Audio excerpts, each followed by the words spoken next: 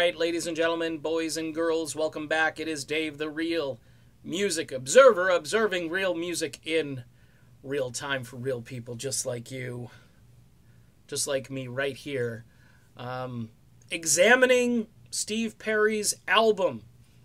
The title of the album is Traces, and it got me thinking yesterday afternoon. In fact, I put it out on Twitter that I thought it could be associated with these lyrics. Remember this song?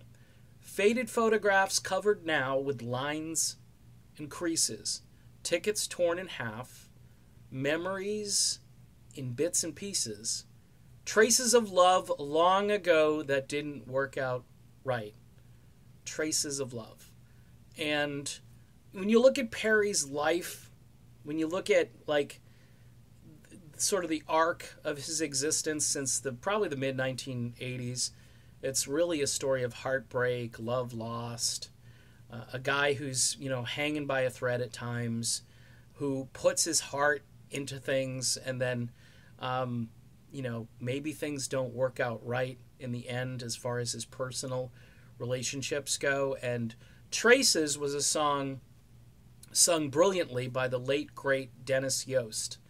I remember my sister had the 45, and I think she had Stormy too, and it would this song just echoes of that real, sincere, wearing it on your sleeve, sentimental song. Really, they don't write songs like that anymore. And we know that Perry was probably inspired to some degree by that song and other music from that era. I think Emery Gordy Jr. helped write that particular song along with the songwriting team from the Classics 4, which, by the way, ended up becoming the Atlanta Rhythm section in kind of a different form later on. But that tune, I think, embodies Steve Perry's life. And there's no song on this album. There's no title track. Now, my guess is the word Traces probably comes in somewhere. It's in a song. It's part of a song.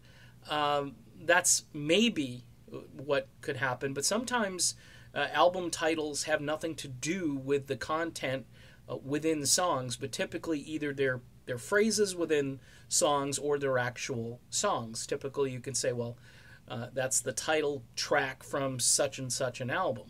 In this case, I don't see it as of yet, but we will as time goes on.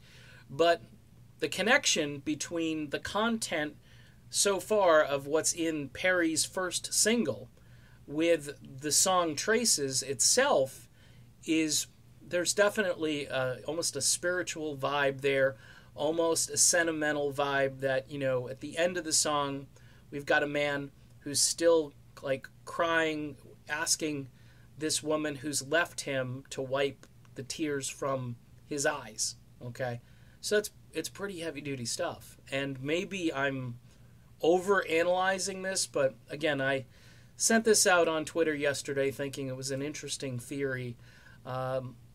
How many songs are called Traces? I don't know too many that got as popular as this tune by the Classics 4, which, again, I grew up in a family where I had older siblings, and my sister especially was given over to this kind of music, and I listened to it a lot. It was, it's just one of those great songs from the past that, by the way, you don't hear anymore because there's no real oldies format playing anymore.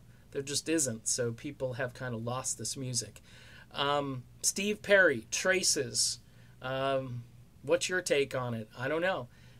People are going to be talking about this for a long time, but that's a theory I've got. Maybe he was inspired to some degree thematically by that particular song. All right, done with this video. Be back with more cutting edge analysis soon. Stay tuned.